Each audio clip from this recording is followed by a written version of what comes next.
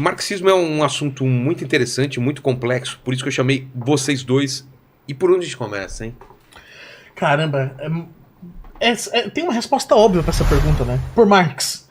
Só que assim, falar o óbvio é meio complicado. Falar sobre ele, então? Porque assim, os usos de Marx hoje são muito deturpados, são muito, não só deturpados, mas muito múltiplos. De uns anos pra cá, acho que principalmente com a ascensão da extrema-direita, algumas disputas de narrativas e históricas, muitos filosóficas. canais comunistas fazendo sucesso, né? Então agora voltou se fala muito de Marx, mas existe um público que talvez não esteja preparado na literatura mesmo, que não conhece Marx. Conhece o que se fala sobre Marx, mas talvez não os trabalhos de Marx, né, Marcão? Eu acho que a gente tem uma questão também no Brasil do século XXI, principalmente nas últimas décadas, desde pelo menos 2010, mais acentuadamente ele a partir de 2013, 2016, que é uma atualização de uma cultura política anticomunista que já existe no país. Exato. Isso, desde que ocorreu a Revolução Russa em 1917, já há uma rejeição por parte dos brasileiros, claro, não de todos, mas de setores da política brasileira que rejeitam com muita intensidade o comunismo. Metade da população meio que tem esse medo do comunismo. Ou grande parte dos que votaram no Bolsonaro. Né? Saiu uma pesquisa? Saiu uma pesquisa recentemente que mais da metade do brasileiro tem medo que o Brasil vire comunista. Então, cara, de onde vem esse medo, sendo que é uma coisa... Cara, que tá muito longe de acontecer. De onde vem esse pavor? Tudo bem, eu entendo o americano isso, porque isso vem lá do passado, né? Da Guerra Fria e tal. Mas por que o Brasil tem isso também? Até antes da Guerra Fria. Sério? Tem algumas pesquisas que mostram que, pelo menos desde os anos 30, já existe um anticomunismo muito forte. E qual é a ideia disso? Não é exatamente entender o comunismo a partir daquilo que ele é, mas é uma visão, digamos assim, política e ideológica sobre o que é o comunismo e que é calcada em algumas ideias básicas, como, por exemplo, o comunista ele é um destruidor de civilizações. Então esse medo vem muito disso, da ideia de que um comunista ele é alguém que está sempre à espreita para destruir a civilização. Então até na iconografia, nas imagens que se tinha de propaganda política, isso nos anos 30 ainda... Será que a gente acha isso na internet? Acha. Como que ele procura lá para ele colocar... Pô, tenta aí iconografia anticomunista anos 30. De comer criancinha, Real. toda essa parada. Não é lenda. A galera falava isso mesmo. Sim. Então vamos ver se ele acha essas imagens. Porque eu já vi uma dessas imagens, são interessantes. Meio gravuras, né? Sim. Isso. Principalmente que a partir da Revolução Russa, em 1917, você tem o nascimento de muitos partidos comunistas.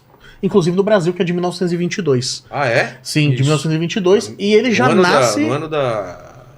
Semana da Arte Moderna? Exatamente. 22 foi um ano bem icônico nesse sentido. Mas é também por conta do centenário da independência, né? Tem a ver também? Tem a ver. A Semana de Arte Moderna, sim, tem tudo a ver. Foi planejado nesse ponto. E os partidos comunistas eles eram muito ligados à União Soviética. Mas vamos lá, a gente começa por onde? Então a gente falou desse contexto, dessa discussão que a gente tem hoje, mas como surge o marxismo e ele surge por quê? Qual é o contexto do Marx, do que ele estava vivendo e por que surge esse pensamento? Acho que é importante a gente separar Marx e o marxismo. Ah, né? É mesmo? Porque Marx mesmo não gostava desse termo. Ele era bem anti-ideológico, inclusive. Para! Textualmente, inclusive. Textualmente. Tem a história do cara que falou pro Marx... Era genro cunhado dele. Como que é? Acho que era genro dele. Que chegou pra ele e falou assim, pô, Marx, eu sou marxista e tal. Daí ele, pô, eu não. O Marx não era marxista. Se você eu não sou, entendeu? Se você Porque transformaram as ideias dele numa coisa que aí que tá. Por que ele não queria que se transformasse nisso? Qual que era a ideia dele? Primeiro que a ideia de ideologia era algo rechaçada por ele. Ele entendia que a ideologia, o que a gente chama de ideologia, era uma certa alienação. Ele falava isso em relação aos trabalhadores, inclusive. E o ponto é, Marx ele nunca se propôs a fazer um trabalho ideológico. Então você vai para os escritos do Marx. O Manifesto do Partido Comunista é um panfleto político. A ideologia alemã, por mais que tenha a palavra ideologia, ela está trabalhando, é um trabalho filosófico sobre o idealismo hegeliano. O Capital é um trabalho de teoria econômica. Né, Marcão? Isso. Mas assim, ele não está tratando de uma ideologia. A panela do... Isso daí? É uma delas ou não? Panela do Diabo? Será que acho que não. Acho que não, viu, Paquito? Não, porque as imagens que eu lembro não eram assim, não. Não é não. Às vezes, se a gente pegar pelo livro, tem um livro que analisa isso, que é muito interessante. Como chama o livro? Chama Em Guarda contra o Perigo Vermelho. Tá. Isso.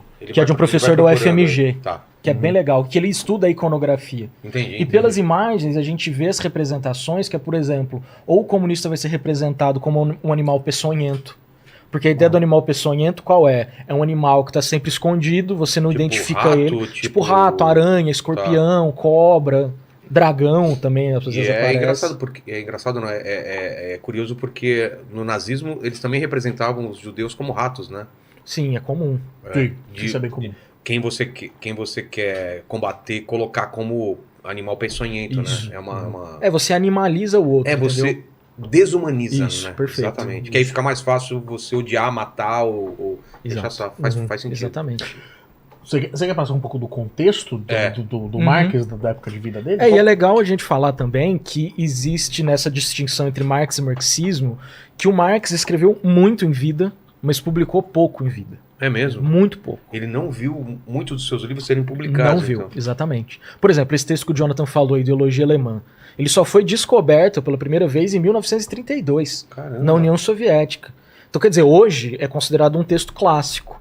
Mas até 1932 ninguém sequer sabia da existência. Mas acharam como texto. esse texto? Acharam em algum arquivo, acho. Um manuscrito? Um manuscrito, Nossa. que é um manuscrito gigante, inclusive. É que na última etapa de vida do Marx, quando ele vai para Paris, salvo engano...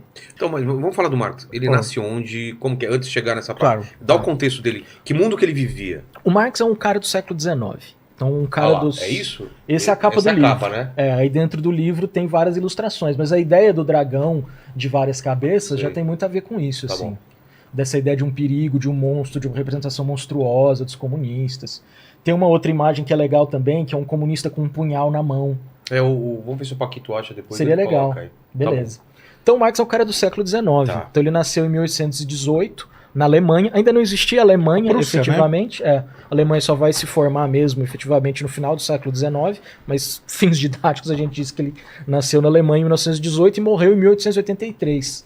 Então é um cara que acompanhou com muita intensidade e em lugares muito específicos o processo de industrialização da Europa. E principalmente também o processo de empobrecimento dos trabalhadores no meio dessa industrialização. Então ele é um cara que, apesar de nascido na Alemanha, ele mora em diversos países porque é expulso de todos, inclusive. Ele é exilado de todos os lugares onde ele viveu. Então ele é exilado da Alemanha, aí depois acho que ele vai para a Bélgica, é exilado da Bélgica, vai para a França, é exilado da França. Depois vai para Inglaterra. Aí depois ele vai para Londres. Tá. Em Londres, que é o lugar privilegiado da industrialização, né? Onde a coisa está acontecendo com mais intensidade. Então ele é um homem exatamente que está vendo esse século XIX, vendo a industrialização e pensando o impacto dessa novidade no mundo. Né? Não só a novidade da indústria, mas a novidade do que a indústria traz para a sociedade. Né? Que é uma reorganização da sociedade por completo. Não é mais aquela sociedade completamente rural, não é uma sociedade agora com máquina, com fumaça, com trem. Então, sim... E ele está tentando decifrar esse enigma. É importante dizer até que essa categoria trabalhador é muito nova no século XIX. Verdade, né? Não existia pensar a pessoa enquanto trabalhadora. Porque era agricultura, era o quê? Era uma coisa mais... Não, porque geralmente você pensava em outras estruturas, né? Religiosa, da agricultura. Você, enquanto assim, tem um patrão... faço parte de um grupo de outros trabalhadores e tal. Isso era uma coisa que muito nova. Acontecendo. Exatamente. E aí é que ele vai propor, no meio disso tudo, uma grande metodologia dele, que é o tal do materialismo histórico dialético. E a gente precisa entender, são 3 palavras que juntas parecem um palavrão, mas quando ele está pensando isso, ele está olhando para os trabalhadores, é só a gente olhar para cada palavra. Tá. Materialismo. Por que materialismo? É um rompimento na filosofia que ele tem com Hegel. Porque Hegel ele é conhecido por ser um idealista. O que é o idealista? É dizer que a partir da consciência você vai formar a sua base material, o seu mundo material. Mas que tudo se forma antes na sua consciência. Por que o Marx está falando não? Porque ele chama de materialismo. Porque é a partir da realidade material que você vai formar uma consciência. Se na tua realidade tu é trabalhador, a tua consciência vai se formar como trabalhador. Entendi. Não adianta eu pensar que sou um nobre dono de fábrica se a minha realidade material é de trabalhador. É histórico... Só falar uma coisa antes do materialismo, que existe uma concepção meio vulgar sobre o materialismo, que vai dizer, não, o materialismo, o mundo material é economia. Mas não é a economia, o mundo material. É o que é real. É o real, exatamente. Exatamente. É suas condições de sobrevivência, entendeu? É o que você trabalha, o que você faz para comer, o que você produz imediatamente para sua sobrevivência. Então, em Marx não tem essa ideia de uma economia que determina o resto da sociedade. Mas é a condição que a sociedade produz as suas condições materiais que vai determinar as relações sociais. Então, por isso, o cara é trabalhador, a vida dele é de um jeito. Ele vai pensar de um jeito, ele vai viver de um jeito. Se o cara é um burguês, ele vai pensar de um jeito, viver de outro jeito, produzir de outro jeito, né? Então tem isso. O histórico é porque tá... É histórico porque ele vai entender que sempre na história tá existindo algo que se chama luta de classes. Que ele vai falar que a luta de classes é o motor... É o motor da história, é o que conduz a história. Mesmo no feudalismo, isso. Sempre teve uma Não luta... quer dizer que é sempre trabalhador e patrão, porque nem sempre existiu trabalhador e patrão. Mas ele vai dizer que sempre essa busca do poder, ela tá se dando de forma histórica entre classes. E a dialética, porque daí ele usa a dialética do Hegel para dizer que sempre existem essas duas forças. Existe o Hegel, né, que diz que a dialética ela tem uma síntese, uma antítese... E a tese, uma antítese e uma síntese. Que Hegel usa o exemplo do escravo e do senhor. Que ele fala, quem precisa mais do outro? O senhor precisa mais do escravo ou o escravo precisa mais do senhor? E a partir disso você tem a síntese. Então ele está dizendo que, de fato, é dialético, porque essa história se move de forma dialética. Ou seja, com forças que se antagonizam para formar essa eu acho que a parte da dialética que é mais difícil de compreender. É porque é uma palavra... material, acusou, porque a gente tem que ir no concreto, no que está acontecendo, histórico, porque está relacionado ao tempo que vivemos. E o dialético é por quê? Como que você junta essas três coisas? É a força dos contrários que move a história. Isso. Entendeu? Por isso que ele vai dizer na abertura do Manifesto Comunista, a história até os dias de hoje tem sido a história da luta de classes. Perfeito. Entendi. Então quer dizer... escravos e senhores, senhores feudais e servos, eles estão em antagonismo. E esse antagonismo de interesses vai fazendo com que a história se movimente, entendeu? Mas existem dois momentos em que não tem luta de classes. Só dois. Só dois. O momento inicial da história da humanidade, onde ainda não existe nem propriedade privada. Caçadores e coletores? Por aí. Porque ele vai dizer, olha, as classes elas começam em um momento em que tem divisão do social do trabalho. Antes de ter divisão do trabalho... Quando o homem começa a se fixar numa terra, é isso? Não só se fixar, mas dividir o trabalho. Você vai fazer isso, eu vou fazer outra coisa. Entendi. E a luta de classes começa no momento em que eu tenho que trabalhar para você. Entendi. Em que você se apropria de um meio, pensando no burguês, ele é o detentor das máquinas, ele se apropria disso. Não terra. Não, em outros tempos sim. Estou pensando agora, né, na realidade capitalista. Então o cara tem a terra, você é um agricultor. Para você sobreviver, o que você precisa fazer? Entendi. Você tem que se submeter àquele que é o dono dos meios de produção. Ou o cara tem a máquina e você trabalha para ele. E você tem só a sua força de trabalho. Isso. Entendi. Aí começa a luta de classes. Então existe um momento perdido na história onde não houve luta de classes. E vai haver, na perspectiva do Marx, um momento que também não haverá luta de classes, que é o comunismo. Entendi. Então o comunismo é a ideia de uma sociedade sem classes. Na qual não, e como também não tem classes, evidentemente não tem como ter luta de classes. Então o sonho dele era esse, de que essa história toda que se desenvolveu até agora, que a história é a luta de classes, ele quer exatamente que isso desapareça. Porque uma sociedade realmente igualitária seria uma sociedade onde não houvesse classes. E ele vê essa revolução industrial como basicamente um gatilho para mostrar que estava mais perto de acontecer isso. Exato. Um novo mundo do trabalho, fala assim, não, agora você tem uma classe trabalhadora, que você está vendo claramente essa estrutura de poder, então ele sentia, ele já previa que era algo que estava muito próximo de acontecer. E que ele não vê acontecer. Exato. Que o primeiro lugar que vai acontecer de fato é na Rússia, em 1917. Entendi. Já em moldes muito diferentes do que ele pensava. Isso é uma coisa importante dizer. Sim. Que Marx, ele é um pensador que está olhando para a Revolução Industrial, para o mundo industrial da Alemanha e da Inglaterra no século XIX.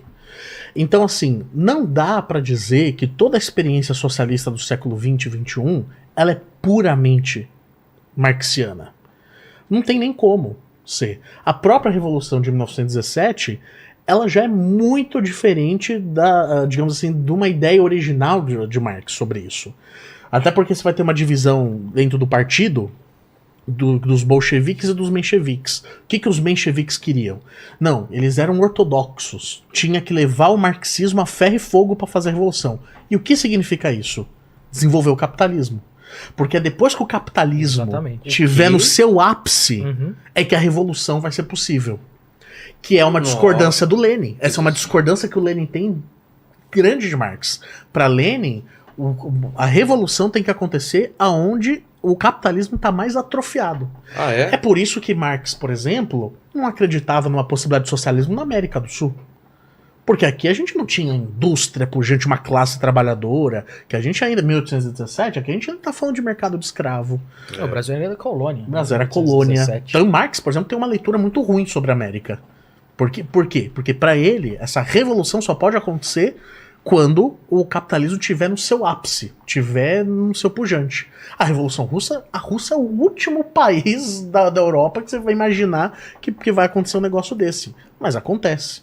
Porque já vão começar a ter alterações, ou discordâncias, ou linhas que já vão divergir do próprio pensamento de Marx. E ele tem uma explicação para isso, de por que ele pensa, na maioria das vezes, tem um parênteses que eu falo depois da relação dele com a Rússia. Mas pensando nessa questão de o capitalismo tem que chegar ao seu auge para estourar, para explodir, tem a ver com essa ideia da dialética, que os contrários eles vão se contradizendo até um momento em que essa contradição não se sustenta mais. Então a pobreza do operariado ela seria tão grande em determinado momento que a revolução aconteceria. Os operários tomariam o poder. Mas tem um outro ponto também para o Marx, que você precisa produzir muita riqueza para socializar a produção. Porque não adianta você socializar uma produção que não é alta, uma produção que não é intensa. Então o Marx ele não é um cara contra a tecnologia, ele não é um cara contra a indústria, contra o desenvolvimento econômico. Se a gente pegar o manifesto do Partido Comunista, ele inclusive tem muitos elogios à burguesia nesse sentido. Que ele fala, a burguesia é uma classe revolucionária. Porque ela destruiu o mundo feudal, libertou as energias do homem, construiu coisas inimagináveis. Ele ainda usa uns termos muito loucos, tipo maiores que as pirâmides do Egito, sabe? Viagens maiores do que nunca fizemos. Então é um mundo, assim, liberto, de energias liberadas que ele está pensando. Então, para socializar essa produção, ela precisa estar num nível muito alto.